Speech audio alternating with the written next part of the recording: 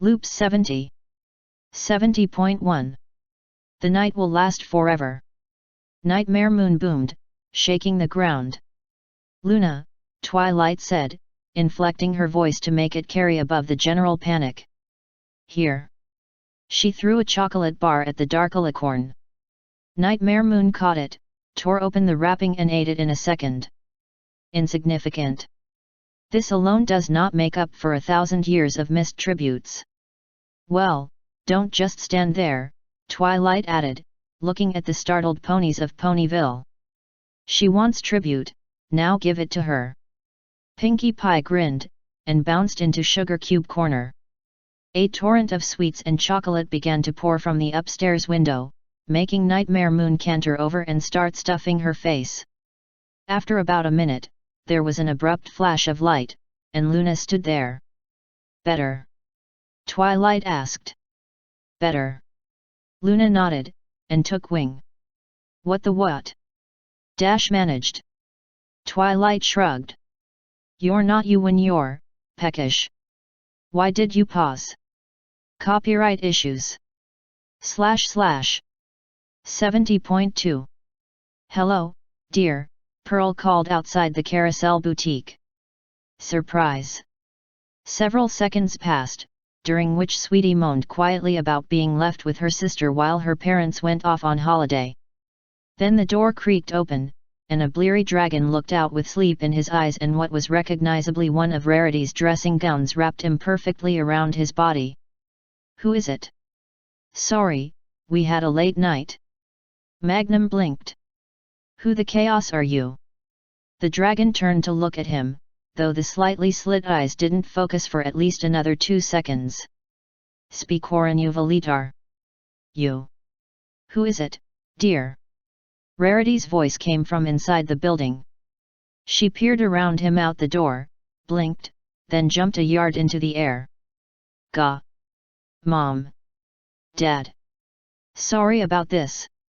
She vanished back inside, then her magic wrapped around Speakoran Uvalitar and pulled him in with a yelp. Sweetie had stopped grumbling, and joined her parents in staring as several loud thuds came drifting through the open door. Then Rarity zipped back to the door. Her hair was washed and combed, she was wearing something nice, and there was a hint of perfume in the air. Sorry, Mother, Father, she began. I wasn't expecting you. Who was that? Magnum demanded, pointing past her. That's Biko, whatever character. Oh, right. Rarity cocked her head slightly, letting a shining band of bluish light flash into clarity at the base of her horn.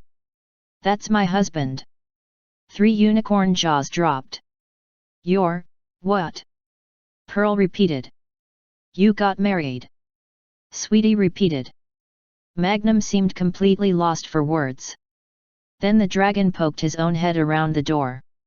Sorry, Rares, he said contritely. Should have remembered this is your place. Oh, are these your parents? They are. Rarity stepped back, opening the door more fully and allowing the light to shine on a near-matching bend on the 4th claw of the dragon. Mom, Dad, Sweetie, this is Spike. Spike, these are my parents and my little sister. I'm still trying to wrap my head around husband, Pearl said forlornly. When did this happen? Last month. As Rarity spoke, Spike moved to stand proudly next to her. We eloped. Where to? Magnum asked, trying to make sense of the situation. Well, right here. I have my own place, so it was sort of pre-eloped. Rarity shrugged. That's a bit irresponsible, isn't it? Pearl asked severely.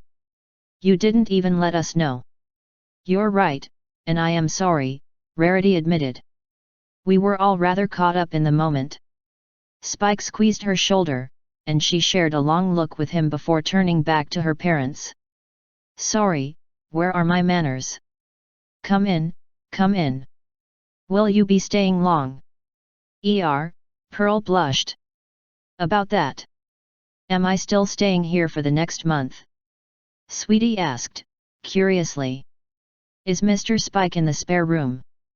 No, I have the same room as Rarity, Spike clarified. Nice to meet you, Sweetie Belle. Rarity's told me a lot about you. She has. Sweetie looked dubious. Yes. She said you have a lovely singing voice, and I like the sound of your cooking. The unicorn filly thought that over for a few seconds. I assume that I am to look after Sweetie for the foreseeable future. Rarity asked her parents, receiving 2 embarrassed nods. I could make a point here about pots and kettles, but I won't. / 70.3. Right. Gilda paced in a circle, her tail trailing on the floor and leaving a black line. 20 feet in diameter.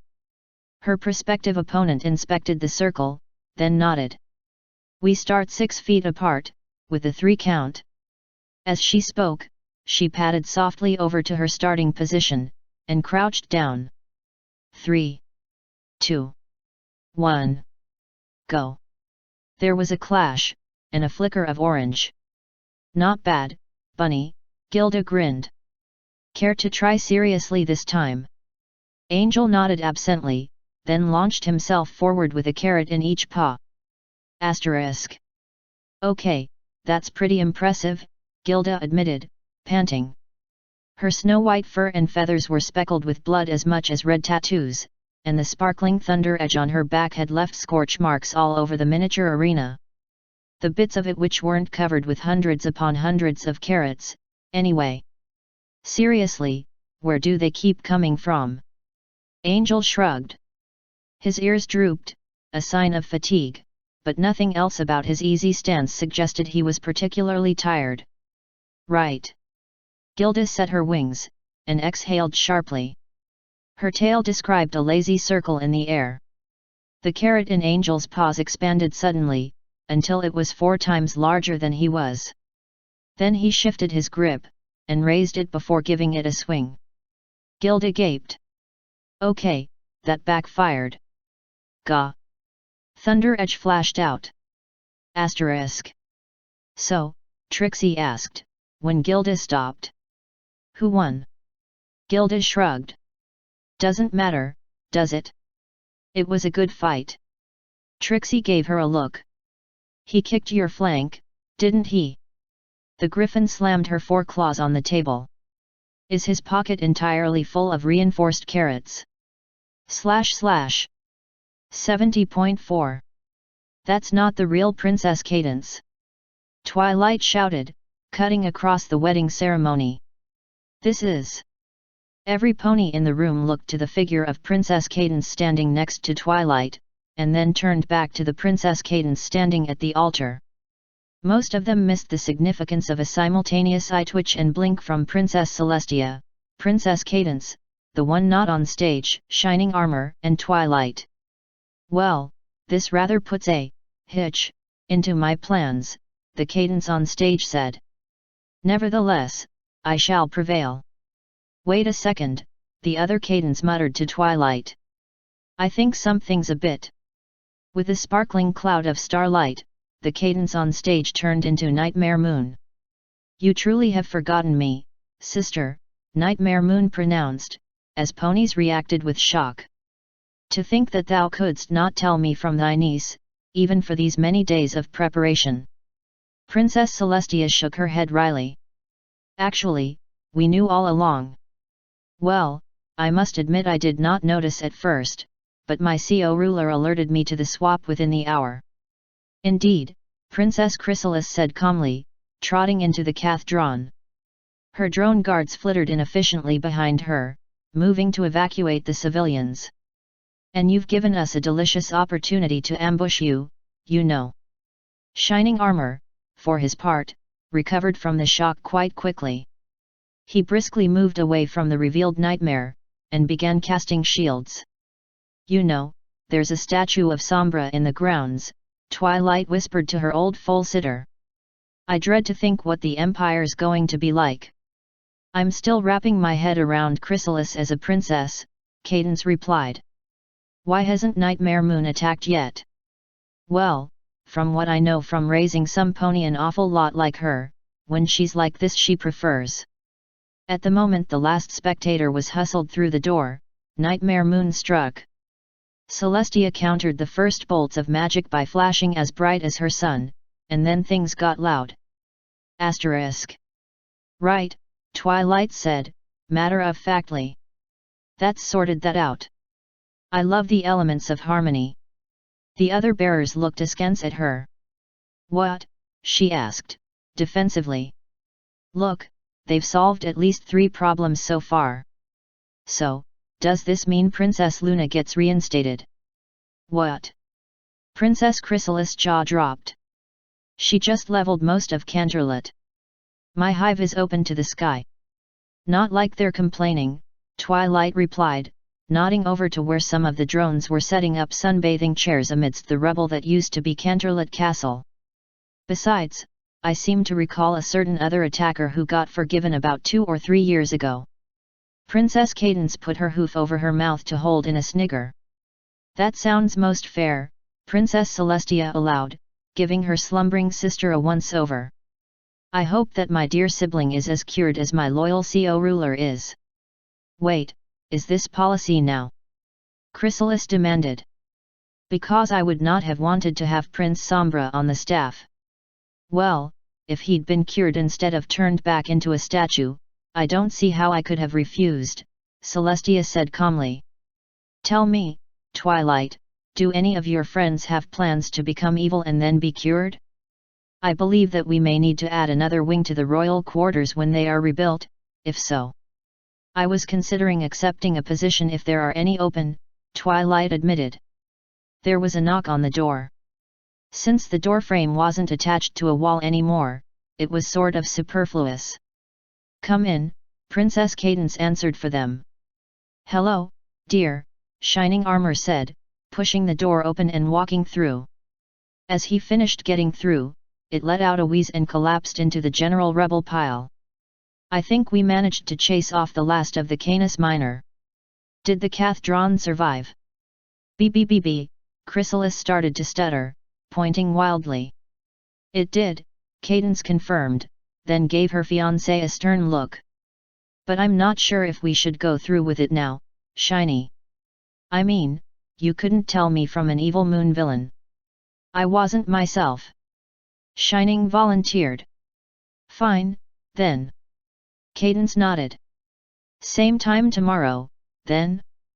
That should give time to move your parents back from their evacuation area. Why is he suddenly an alicorn? The changeling princess burst out. I've heard there's been a case of it going around lately, Celestia said delicately. Well, it's good to know that I won't need to dedicate a royal suite to you separately, Prince Shining Armor. Welcome to the team. Chrysalis transferred her disbelieving gape from Shining to Celestia. Right, now, let's see. That's 1 royal suite for me, 1 for Chrysalis, 1 for Luna, 1 for the happy couple. I'll mark Twilight down as provisional and we can build 2 in spare as well. Twilight, make a note. Twilight made a note, hiding a snicker. Asterisk. Right, let's see. Twilight scanned the list of books in the library, for anything new from the loop. It sometimes happened that worlds with unusual events pre-awakening had entirely new books to read, and that was always nice. Ooh, a 3-volume work on the integration of Princess Chrysalis and the Canterlot Hive into the government and society. I think I'm going to copy that one. Actually, checking her loop memories, she'd been interviewed for this one. On the moment when the elements of harmony had been unleashed on Chrysalis, and had for whatever reason not sent the invader to the moon as they had Luna nearly 1,000 years before. Well, at least 3 theories we mentioned in the interview are invalid, unfortunately, but it could still be helpful. Chwee-eighth, her assistant moaned, looking up from a book. I'm bored. How can you be bored? She asked, turning and smiling. That's a daring-do book, isn't it? Finished it. Her assistant tossed her head, sending her rainbow mane flying. Can't I go and play with Scootaloo? I read all the books you asked for. You are a fast reader, I suppose. Twilight thought for a minute. Okay, go ahead. But don't harass Zecora too much. But he's totally crucial. Dash complained.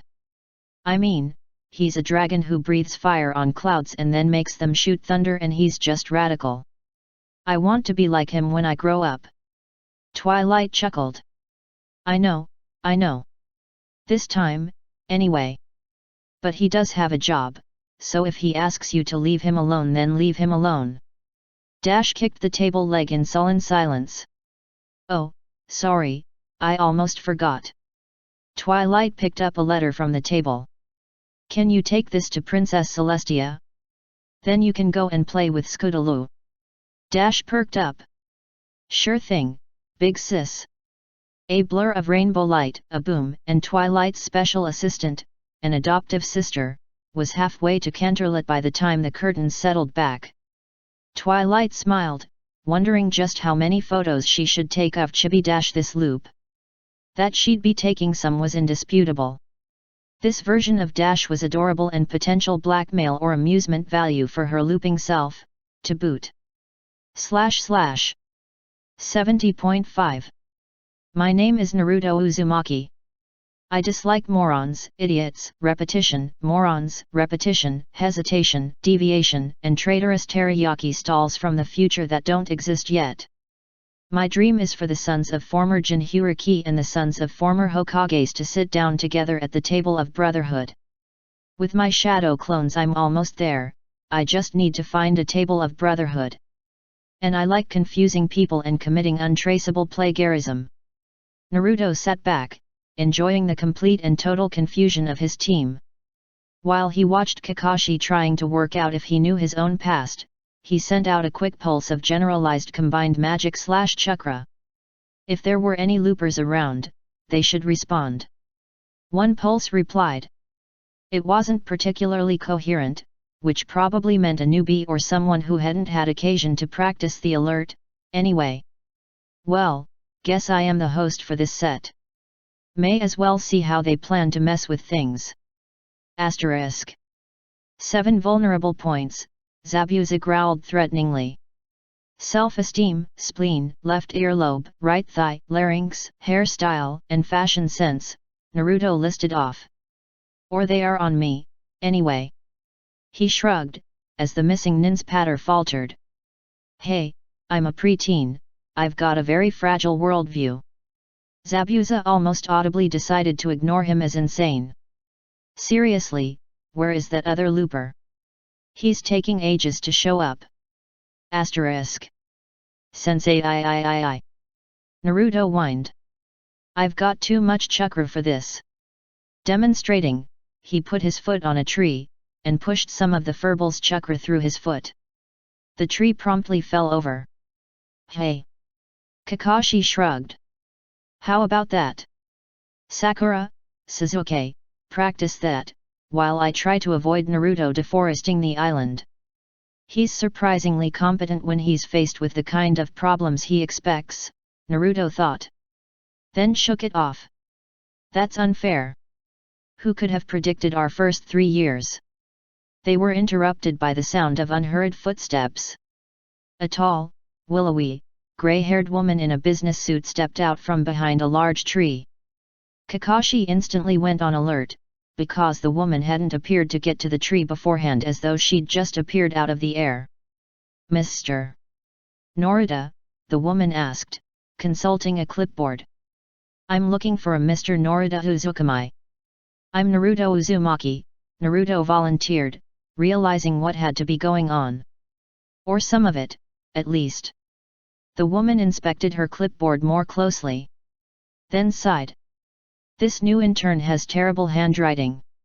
Anyway, I'm supposed to ask you a few questions? Just a routine survey. Go ahead. Naruto said brightly. Right.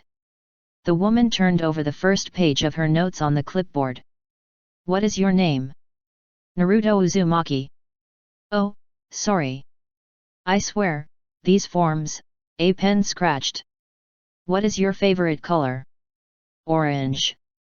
Right, and your mother's maiden name? Naruto turned theatrically to Kakashi.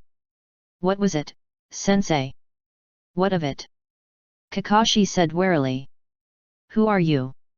I'm with the Akatsuki Corporation, the woman answered, and patted her suit where there was a cheerful name tag sticker. Hello, my name is Ivory. Oh, I remember now. Naruto beamed, as openly and sincerely as he could, which was very well indeed. I use my mother's name. She was an Uzumaki as well. Ah. Ivory scribbled something else down. One more question. Are you now, or have you ever been in the past, a ninja? Naruto indicated his forehead protector. Splendid. Thank you for your time. Please contact us if you have any feedback. Ivory passed him a card, and walked off. What just happened? Kakashi asked, frowning slightly. I've heard of an Akatsuki group before, but not for years. Naruto inspected the card, watching with appreciation as the words on it changed to a simple name and address. It was what had been on it before, though, which made him sure he'd found the other looper. Ivory Scroll/Mare. Usually a pony. Head of Akatsuki Paperwork Division. Asterisk. So, first time here? Naruto asked Ivory a few weeks later. Both of them were here by proxy, Ivory using one of her new paper clones, and Naruto one of his more versatile doppelgangers, so there weren't any concerns about acting in character. That's right, Ivory agreed. I'm the right-hand woman of the head of this Akatsuki organization, which as I understand it seems to be doing something as stupid as using a very large hammer to stop a clock showing the wrong time. Pretty much. Naruto slouched in the chair, waiting for the ramen to arrive. Most of what I do tends to be related to stopping Akatsuki. You're from Equestria, then? Indeed. It's nice to know you have some familiarity with the baseline I'm working from in terms of understanding. Well, a bit. Naruto allowed. They're very helpful there. Kakashi was in a bad way. I have heard of that loop, yes. Twilight brought it up as one way Equestria's self-assigned status as a sanctuary loop helps other loopers in tangible ways. Ivory gave a small smile. But I assume that we're not here to talk about my loop. Yeah, true. The local anchor thought for a while. Right. I guess you're anti-widespread devastation. Ivory nodded. Right. Always good to check. How good is your grip on Konan's paper jutsu? I can manage reasonably well, I think. Ivory thought, then nodded. I can do most of what my loop memories say I should be able to. Cool. Okay, here's the plan. Asterisk. Right. Anko Mitarashi handed the forms around. Sign these, return them, and you get one of the scrolls. If you don't sign them, you fail. If you sign them and die in the forest of death, not only do you fail but your next of kin get absolutely no compensation whatsoever. And if you sign them, and merely get crippled for life, then you get a very small basket of fruit and a card saying at least you didn't die. And you fail. So, who's going to wimp out? Several teams looked nervous. One team of genin from Grass chuckled, their leader signing her scroll without even bothering to read the release form. Which exploded. Most of the genin turned, stunned, to look at the crater. Oh, what the hell? Anko turned to the desk. Who mixed in an exploding tag? None of us, one of the people at the desk said, as she processed forms and handed out scrolls, though there weren't a lot more people handing in signed forms anyway at the moment. Though there was this clause which said you didn't plan to attempt to conquer Konoha over the course of the exam, so that might be it. Two sand genin dropped their forms like they were red hot, and the sound team walked out. Asterisk. That still makes me feel a little ill, Ivory muttered. It's old Rochi, he'll come back. Naruto waved it off. And I don't mean next loop, either. If you say so. Ivory shook her head. Right, I've got the material for the next one planned out. Excellent. Naruto rubbed his hands together. Make sure you get a picture of his face. Asterisk. Master Pain. The leader of Akutski turned to his second-in-command, wincing slightly as the machine he was in pulled on its connections to him. What is it? I have found a way to acquire the Nine Tails container. Good, Nagato said simply. Do so. The grey-haired Kunoichi paused. I'm afraid there is paperwork involved. Nagato surprised himself with a brief laugh. Which is appropriate for you, I suppose. Very well. What must I do? Sign here. Yahiko's body took the pen from her hand, and signed the paper. Done. Excellent. Ivory took the paper back, countersigned it, and slipped it into a folder. You have now adopted the Kyuubi container, Naruto Uzumaki. Nagato paused. What did you say? Asterisk. Can't we do something about it? The Hokage asked, sighing. I'm afraid it's completely legal, Homura replied with a sour expression. This Nagato individual is an Uzumaki, which makes him the closest known relative who hasn't washed their hands of him unconditionally, and the appropriate paperwork was all filed here as well. It'd take months to contest it. Danzo just shook his head. Isn't there anything we can do to mitigate the damage? The others exchanged glances. None of them spoke. Asterisk. I'm still not convinced this is going to work, Ivory confided. Naruto shrugged. Seriously, I know how my world works. It'll be fine. Asterisk. Why are we moving to Konoha? Nagato asked, looking blankly at the papers. Because it's a better environment to carry out the plan. Ivory dumped another armload on him. This covers change of citizenship. How will we be able to gather the Jinhyuriki in the middle of a hidden village? Surely we both know that's not the real objective. Ivory looked up, at where a paper crane was flapping down towards them.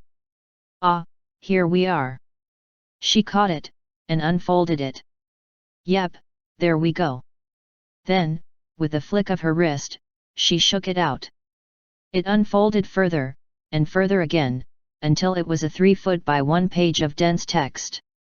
A 5-sided non-aggression treaty between the hidden villages. Binding, as well. I just got it from 30 paper clones who spent the last month drafting it. She made a few hand seals, then tapped the paper. Over a dozen duplicates formed, folded themselves into paper cranes and flew off. That is not going to work, Nagato stated bluntly. The world is pain. Even if they sign it and they will simply ignore it when the time comes. Oh, you say that? Ivory smiled mysteriously. That's why the entire document folds up into a 1-page piece saying that the ninja village in question will not launch any surprise attacks, in return for a very large cash bounty for signing. Surprise attacks. Wars are very surprising when they start. Ivory nodded. As are attacks before a war has started. And yes, they'll try to ignore it. Asterisk. 4 sound ninja crept towards Konoha. Their mission, given to them by Orochimaru himself, who'd looked a little singed, was to bring Sasuke Uchiha back to the Sound Village. By force, if necessary. Kidomaru glanced over at the rest of the team, and made some hand gestures. 3, 2, 1. Clouds of paper erupted from nowhere. Asterisk. Well, Kakashi said critically, examining the thoroughly mummified Sound 4. That's the most literal definition of restraining order I've ever seen. Naruto started laughing. It seems to be thousands upon thousands of copies of the peace treaty, Sakura added uncertainly. With the signature of Orochimaru. Naruto just laughed harder. Asterisk. I'm afraid to say that we're going to let you go. Toby stared at Ivory. Well, presumably stared. It was a little hard to tell, what with the mask. But why? Toby is a good intern. Your handwriting is atrocious, you were late for work on 3 separate occasions, you treat the whole business as a joke, and you also plan to hypnotize everyone with the moon. Ivory shook her head. We can't give you a good employment reference either, I'm afraid. Toby shook his head, then chuckled, darkly. Well, so much for the charade. You do remember that I am Uchiha Madara, do you not?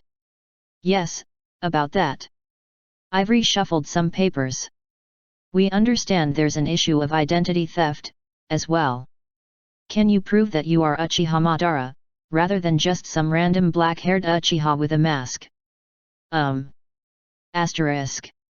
So, you said you had a loop outside Equestria? Twilight asked, over tea, the day before the summer sun celebration. They were ostensibly discussing how she should handle checking in on the preparations. She was just off the chariot, and to be fair, that was on the agenda. Where was it? The elemental countries. Naruto's world. The mayor nodded absently. Interesting place, though their villains are a bit nasty. I'm sorry to say I was killed. Ouch. Twilight winced. That always stings. Who by?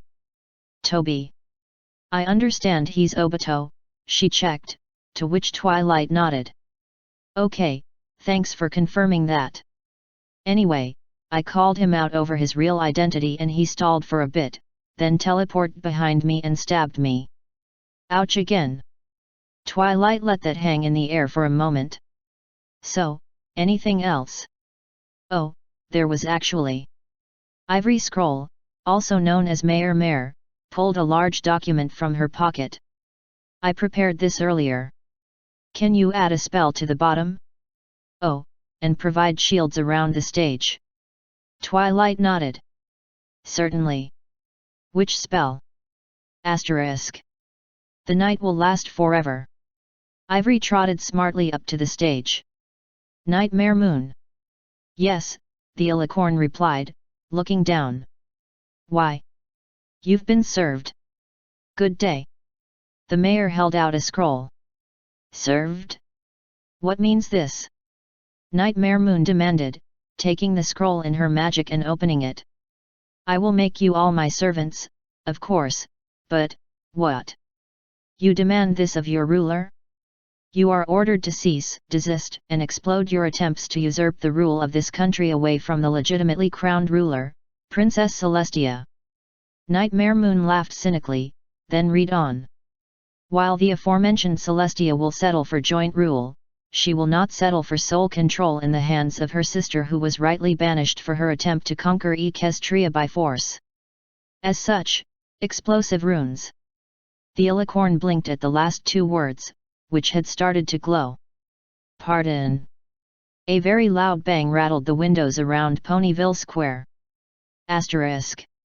I'll go up there and sort her out later, Twilight affirmed. I assume that was just as many explosive tag seals as you could fit onto the paper. With microdot writing, the real mayor confirmed. I also have a few restraining orders and a cutting letter in my pocket, and I know an ink supplier in Ponyville who can get me useful seal ink. Can you help me sort out how to perform hand seals as a pony, though? That paper clone was pre-made. And it'd be nice to know a more versatile trigger, as well. Of course, the anchor promised. I must say, it's impressive that you've managed to fully weaponize paperwork. / 70.6 Trixie Lulamoon whistled to herself as she trotted briskly along the road between Trottingham and Manhattan. She had a gig in Manhattan next week. They'd booked a stadium, but she could make her own way there, and there was enough slack in the schedule that she could easily manage playing a few minor towns along the way. For old time's sake. The kind of place she'd perform in the main street, stay in the house of someone with a room to spare, and set off next morning with a full belly and a spring in her step. Then something hurtled out of the sky and landed with a thud just off the road ahead. Trixie stopped. Then pulled her wagon over to the side of the road, hit the quick release catch, and cantered to where the object had landed. Asterisk. The object, as it turned out, was a pony. An earth pony mare with a dark green coat and a brown mane, who looked a little dazed. Are you all right? Trixie asked, casting a telekinetic spell which reduced the apparent gravity on the stricken pony. It was more polite than just bodily picking her up. Yes, I'm okay. The mare pushed herself unsteadily to her feet, then winced. Ow, I think that one's broken. Trixie looked at the leg, and noticed something slightly odd about the joint. Not just the break, which was one of the two bones in the lower foreleg, and as such was technically possible to stand on in low gravity, but the way it was bending. She ran back over the situation, and came up with an answer. Are you Queen Chrysalis? She asked, deciding to get it out in the open. The pony froze for a second, then shook her head. Whoever she is, no. You're lying, aren't you? Trixie smiled. It's okay, I can see you're hurt. This should help. She concentrated carefully on her feelings for Chryssy, the older, wiser, looping version of this disguised changeling, and put her not inconsiderable magic behind them, then pushed. Chrysalis felt a warm, soothing love suffuse her. It restored her drained magic reserves, then died back to a distant but still present heat. What? Okay, this is going to sound crazy. But you're an empathy, you can tell that even if this isn't the truth, I believe it. I kind of come from the future, and we're dating. Specifically. Asterisk. So, that's about the shape of it, Trixie finished, some time later. Chrysalis looked at her, tasting her opinions. You're right, you do believe it. Every word. And? Trixie prompted. And so do I, curse it. The no longer disguised changeling kicked the ground. You're far too calm to have not met me before, but the hive has no record of your existence except for the few times a changeling has seen one of your shows. And that love was felt for me, I could tell. But I don't reciprocate. And that's fine. Trixie said levelly. To me, you're kind of like the younger sister of my mare friend anyway.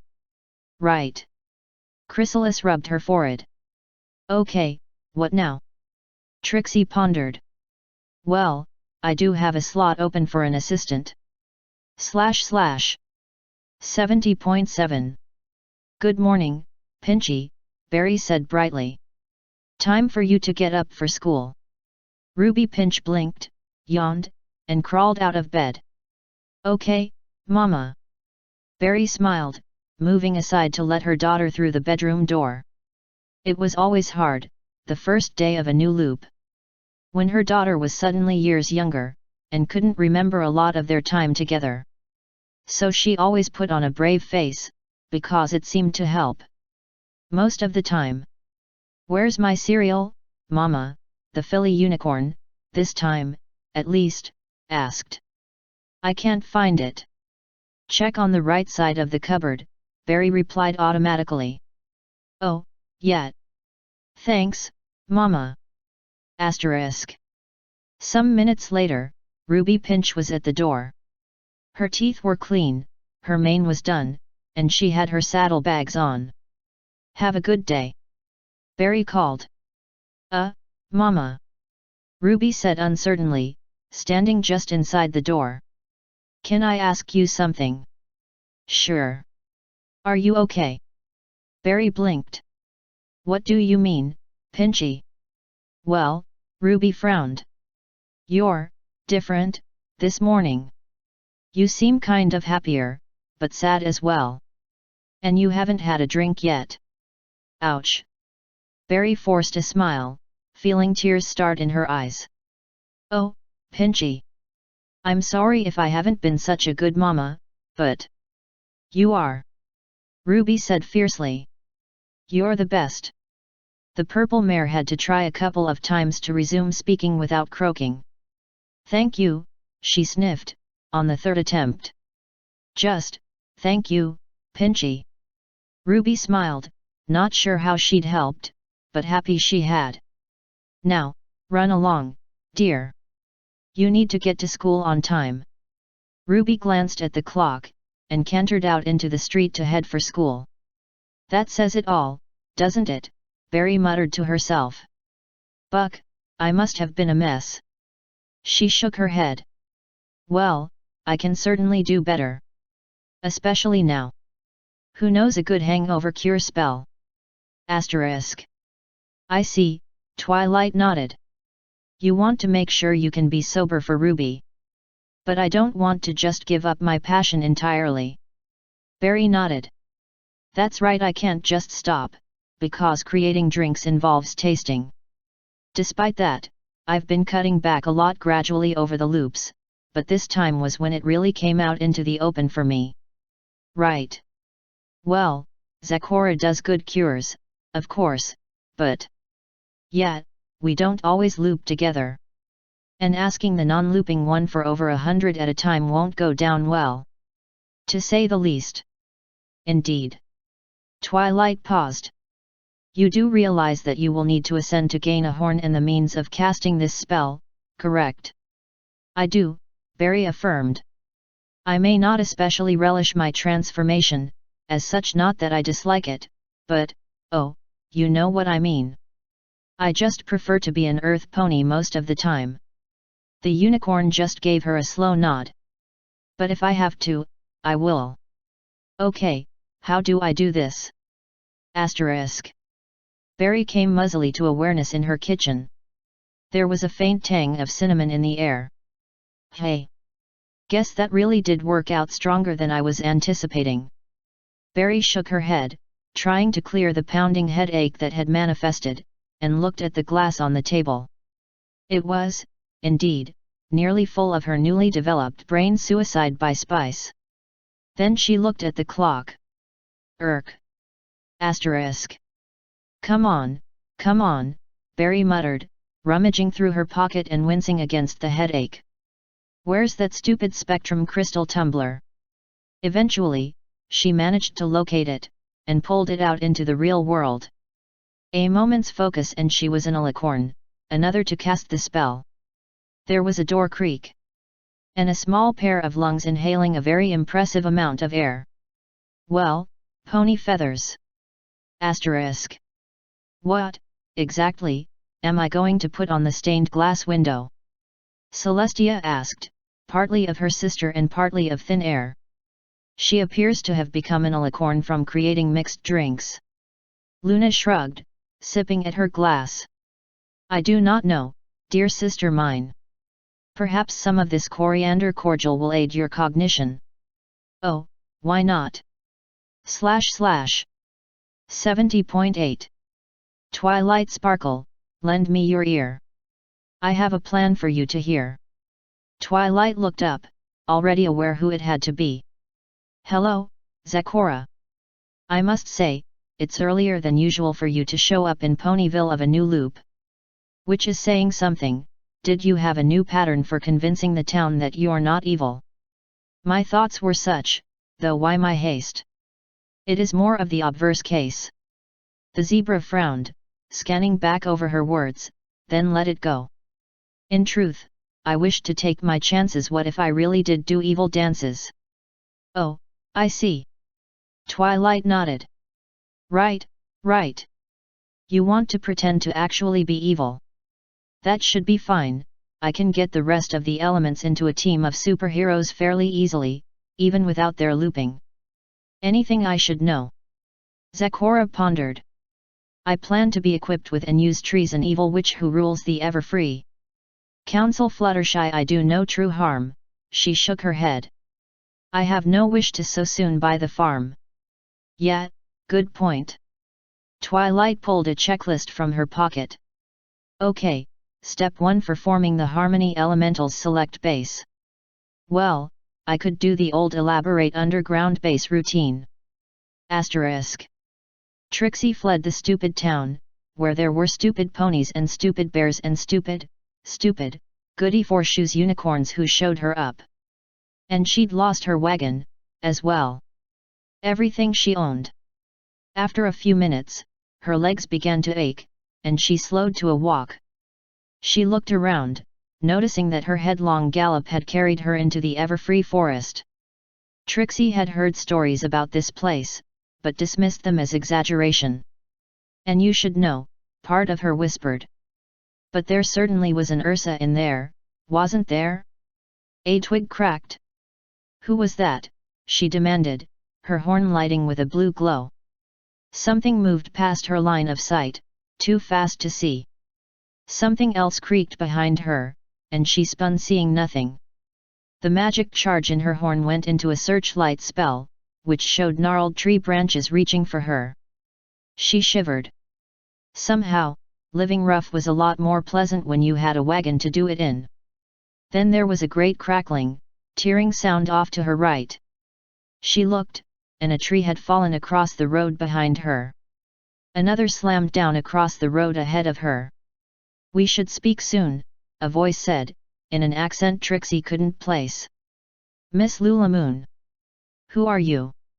Trixie demanded, though there was a little catch in her voice. Then there was a puff of green smoke, and a striped pony, a zebra, was standing on one of the tree trunks, silhouetted against the sky. "You seem upset at Ponyville. I, too, have cause to wish them ill." The zebra gestured, and a network of branches grew from the fallen trunk, providing her with steps to make her way down to Trixie's level. "I have food, drink, a roaring fire, and all the revenge you desire." Asterisk. "You are scarily good at this," Twilight commented, sipping her herbal tea. Thanks to a complex glamour spell, she was currently assuming the role of Zebediah, a fellow zebra to Zecora, and as such could visit her without alarming her teammates. Well, without alarming them too much. She was still relying on a shadow clone back at base, which was obviously rather risky. "I can act much like an evil horse," Zecora allowed, mixing up a potion which was intended to cause a short-lived poison joke effect, about 5 minutes, making it scary without being threatening. "But my villainy has run its course. We should plan my return to good. I tire of enforced solitude." "Good idea," Twilight said. "Was that last one really a rhyme, though? It didn't skin well." "You try to rhyme with every line," the zebra muttered, winning a chuckle from Twilight. "Okay. Here's an idea. Use the joke next time, and then the time after that. Asterisk. Ponyville shall cower at our knees." Zecora cackled, marching into town with a half-dozen lumbering wooden golems behind her. "Nothing you can do can defeat the trees. Not if we can help it." She turned, to see Twilight and her 5 fellow element bearers, all in costume. "All 6 of you at once. I'd thought you were at lunch." Pinkie giggled, then put her serious expression back on. "Let's get her!" Dash shouted. Asterisk. Several confused minutes later, Zecora was in a small crater with the ruins of 5 animated trees around it, and a cloud of green smoke dissipating in the breeze. The last of the 6 trees was being enthusiastically nibbled on by Angel Bunny. He was going for the jugular root, whether it existed or not. "What now?" Applejack asked, looking dubious and adjusting her element necklace. "She might a been evil, but she were Bane-controlled, it seems to me, and it wouldn't be right to not give her same chance Princess Luna got given, and all." Twilight looked Zecora in the eye. "Are you still evil, or do you intend any harm to any resident of Ponyville?" "I do not. Not a jot." "Sounds good to me," Pinkie said brightly. Then gave Zecora a stare. "But Pinkie, promise it, just to prove it." Zecora nodded. "Cross my heart, hope to fly, stick a cupcake in my eye." The others discussed that amongst themselves. "Good enough for me," Dash pronounced. "Seriously, though, don't break that promise." "Really? Well, that worked out well," Twilight said. Fluttershy pointed. "Except for the property damage." Twilight looked at the 7 or 8 destroyed houses. "Community service, I think." Zecora followed their gaze, then wordlessly gestured. New houses made of wood, of course, erupted from the ground. "Thank you. // 70.9. And then the light beams are scattered by suspensoids in the atmosphere, which results in a diffusion which has an amplitude proportional to the inverse 4th power of the wavelength, so bluer wavelengths are scattered much more. That results in the blue light being scattered over the sky much more efficiently. With the greater response our eyes have to greener wavelengths and the overall green spectrum peak the sun has, resulting in the more characteristic shade compared to deep purple-blue, which is the most efficiently scattered. Cheerily put down the chalk, and turned to the class. No pony spoke for several seconds. I don't get it, Snips muttered. Myth. Twist raised a hoof. I only asked why the sky is blue. Cheerily looked back at the equations and diagrams spread over the board. Whoops. Hang on, I'll try to put it more simply. / 70.10. We need to get some pony to fall in love, Apple Bloom said, thoughtfully. That'll earn us a cutie mark. Sure, Scudalo agreed. But who? Well, what about Miss Cheerily? She's out of town today, Sweetie Belle observed. Remember? She said she was taking a week's holiday last Friday. Well, what about Miss Sparkle, then? Apple Bloom suggested. Wasn't she gonna be our teacher this week? Nat, Scudalo shook her head. She doesn't seem unhappy at all. And Hearts and Hooves Day is about making unhappy ponies happy. Actually, Sweetie Belle mused. I have an idea. Asterisk. A pink haze cleared from Spike's eyes. He blinked, drawing on his well-practiced meditation to speed his thoughts, and began to take stock. He was in a hole in the ground. He was wearing a suit. Well-sized for him, as well, which wasn't bad given he was about the same size as Big Mac. Rarity was also in the hole in the ground, wearing a long white dress. And there were 3 very embarrassed fillies peering over the edge of the hole. Rarity exchanged a glance with him, then both of them looked at the edge of the hole. Why am I in a pit wearing a dress? Rarity asked, focusing specifically on her sister. There better be a good explanation, because this ruined this dress. Sorry, sis, Sweetie said, blushing. We thought you needed a special some pony for Hearts and Hooves Day. I have to admit, I like their taste, Spike murmured, and Rarity gave him a look. He waggled his eyebrows slightly. Rarity mulled that over, then shrugged. Oh, whatever. At least they'd have a reasonable excuse, this loop. Asterisk. The Crusaders blinked as Spike and Rarity embraced. Does this mean it worked? Scudalo asked, confused. Then all 3 of them looked away. Ew, kissing. Should have thought that through. Ugh.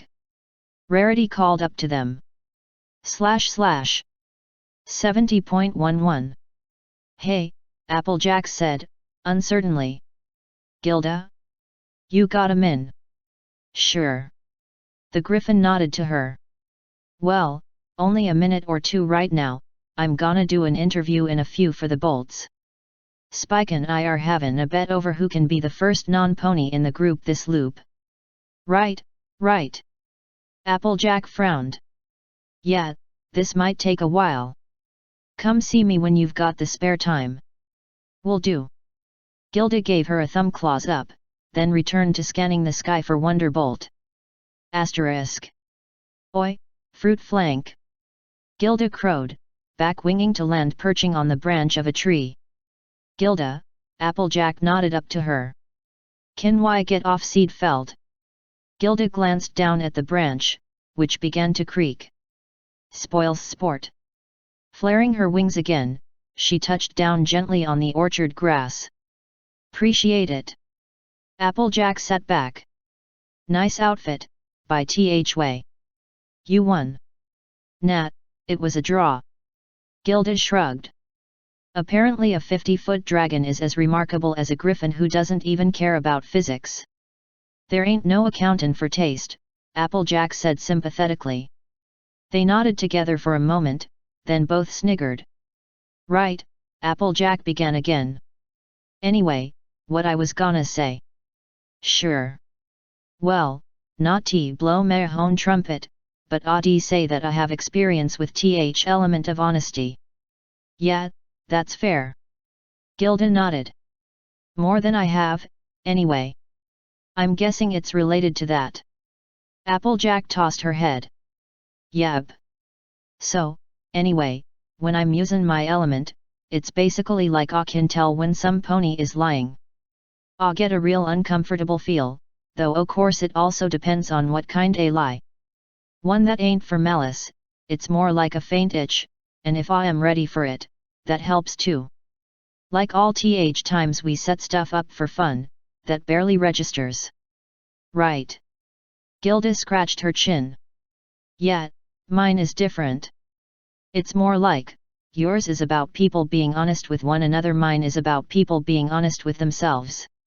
It isn't well developed, yet. Hey, I don't get much practice with you lot.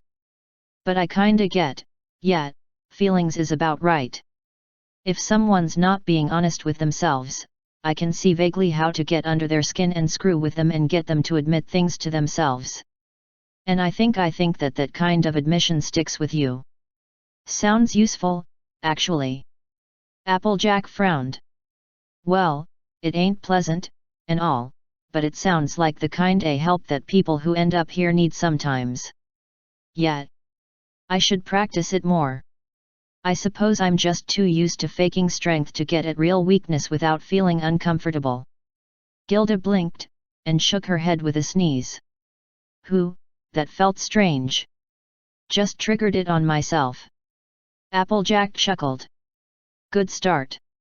Tell y'all what, next time someone loops in here who ain't all self-honest and all, you give 'em a pep talk. With shoutin', and stuff. That I can do. Gilda nodded. Hey, should I start with that Manhattan filly from your family? Why not? Applejack shrugged. Give it a go. / 70.12. Trixie tore open the paper. Then blinked. Hey. I don't know why I expected anything else from you. Rarity smiled briefly. Well, I am a clothes maker. What do you think? Trixie swept up the cloak. It's basically identical to my normal one. I think. Ah, that's where you are both correct and incorrect. Rarity smiled. Channel magic into the outer layer. The sorcerer did so, resulting in the patterns vanishing. What replaced them was a faintly sparkling starfield, which lit up in tiny patterns of light blue. That looks familiar, Trixie mused, frowning, then moved it to get a look from another angle. As she did so, it brightened, and green and yellow starbursts added themselves to the pattern. Wait, I do recognize this. Rarity nodded. It's your own mane, of course. It reacts to your magic correctly, because I raised the sensitivity. So cool, Trixie pronounced, sweeping it onto her back in an explosion of rainbow light. This is the perfect way to look awesome without having to explain away the wings. I do try, Rarity allowed. Now. Wait a section. Trixie pointed a hoof at her. Where did this mane of mine come from? Trixie does not recall donating any. Rarity chuckled. That would be the changeling queen, in the bedroom, with the hairbrush. This is partly a commission. Oh, fair enough. Trixie put her hoof back down again. What were you saying? Oh, right. The inner lining. Trixie lifted the tip of the cloak up, revealing a shimmering green lining. Impressive. But green is not my color. Indeed not, Rarity agreed readily. But this is a util measure, and you can always put a second layer beneath it to shield it. That's some dragon fire from Spike, aimed to a spot in the wilderness. There's 12 different command phrases for the 12 different portions in there, so you should get several uses out of it before you need a refill. So, let Trixie check she has this straight. The blue unicorn paused. This is a cloak which will let me disappear in a puff of green flame on command. Rarity nodded. Now that's cool. Thanks, and thanks Spike for me. / 70.13. Celestia yawned, shaking her head as her internal alarm woke her. About half an hour before dawn, so it wasn't long before she had to relieve her sister. But, hopefully, long enough for a cup of tea and a biscuit. Acquiring both from a well-stocked cupboard, she dipped the biscuit delicately in the Earl Bay. 1,000 years and more of tea drinking gave one a very good idea of just how to get the most enjoyment out of a cup of tea. Then she paused, biscuit half nibbled, at the sight of an envelope. How strange, she mused. Maybe Twilight had a message for me overnight. Slitting the envelope open along the top with her horn, she unfolded the letter. Dear Celestia. The statue broke, and I'm out. Celestia dropped her biscuit. This place is so sammy. What happened to the old palace with the rickety bridge as the quickest way in or out? I liked that. Well, I put a taffy pit underneath, which is the same thing. But I've had over 1,000 years to think of new material. And let me tell you, I've got lots of new ideas. Yours chaotically. Aunt Mabel. Alias Discord, the end of reason, oh buckets him. Celestia took 2 deep breaths, then sprang into action. Call out the guard. Asterisk. So, what's your plan this time? Twilight asked, curious. Discord handed her a peanut butter cordial. Well, I sent Sully a letter telling her I was out. Twilight waited. After about 10 seconds, she prompted end. And nothing. Discord shrugged. I don't have to sow chaos. She's going to be frantic, Twilight said, then looked at the Draken Equus anew. Okay, that is good. Discord examined his beard. I do try. Well, I don't, that's the whole point. Asterisk. There. Luna shouted, pointing. That is one of Discord's vile wiles. 2 other alicorns and a guard captain stared over the makeshift barricade. Actually, I think that's an electric water filter, Cadence volunteered uncertainly. The filter made a bloop sound, and then ceased to exist as a powerful spell smashed it to smithereens. Luna, Celestia said, wincing. I know it's strange, but a machine that turns drinkable water into drinkable water is not one of Discord's creations. A tapestry flapped, and then caught fire. Got you. Celestia grinned. Her grin turned into a frown as, rather than turning back into Discord, the tapestry simply continued to burn. Please tell me my rulers aren't going to destroy half the castle, Shining Armor muttered to himself. I'm sure it'll be, at most 1/3. Cadence tried. Not really much better. / 70.14. Sorry, Princess, Max said with a tone of regret tinting his voice. Y'all have had enough. I'm cutting you off. Celestia gave him a bleary look. My alcohol tolerance is superb, she said clearly. I have not had enough. Princess, I can tell that y'all have had more than you should, Mac continued implacably. Don't rightly know if you can tell, but I certainly can. And what kind of proof do you have? Celestia asked, looking at him squarely in the eye. The sun's risen in the north. Princess Celestia took her gaze from him to look at the horizon for a moment. So it is. Hey. Mac began to say something, stopped, then sighed. Okay, look. Clearly y'all have had a bad loop, so I am gonna get Twilight to take over the whole sky thing. Just don't drink the stuff in the red tagged bottles, they ain't ready just yet. Still fermenting? Celestia asked, using her magic to take out a bottle without a red tag and pop the cork.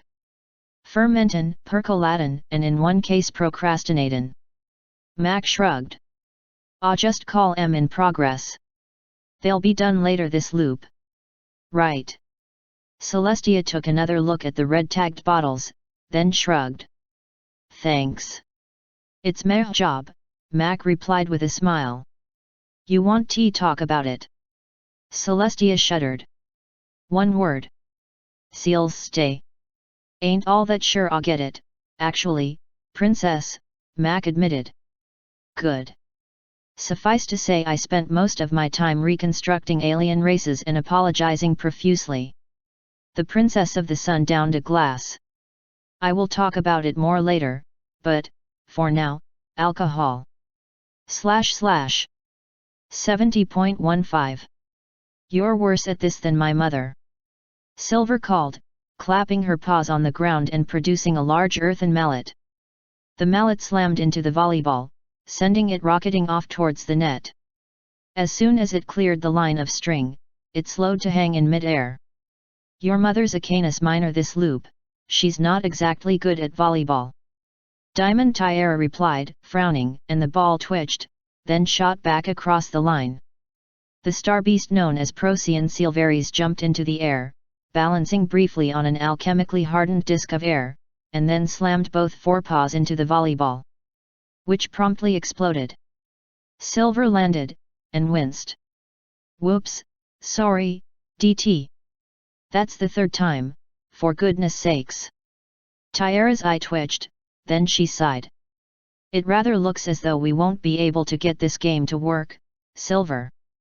Sorry, but you're not built for it. Yeah, I gotcha. Silver's tail drooped. Kinda wish my body d make up its mind what shape I should be. I mean, variety is kind of interesting, but this is ridiculous. Tiara nodded. Sucks, yeah. She trotted over as Silver lay down, and sat back against her flank. For several minutes, they just enjoyed the sunlight. Silver began to emit a kind of lupin purr, tail thumping on the ground. You're a star wolf, not a cat, Tiara sniggered. Silver stuck her tongue out. Actually, Tiara went on, rummaging in her pocket for a moment. I do have something we could do. Oh. Silver looked over. Well, when Spike and I are doing TK practice, we usually use something which would let us know if we moved it too jerkily. So, and not to racially stereotype here, I happen to have a dingly ball. Want to play fetch? Sure, why not? Silver got up and stretched. May as well. I mean, if there's nothing better to do. Tiara grinned. Do you want the ball? See the ball? Fetch. That's unfair. Silver's voice drifted back to her. The voice's owner was already nearly halfway across the field, following the dingly ball at a flat run.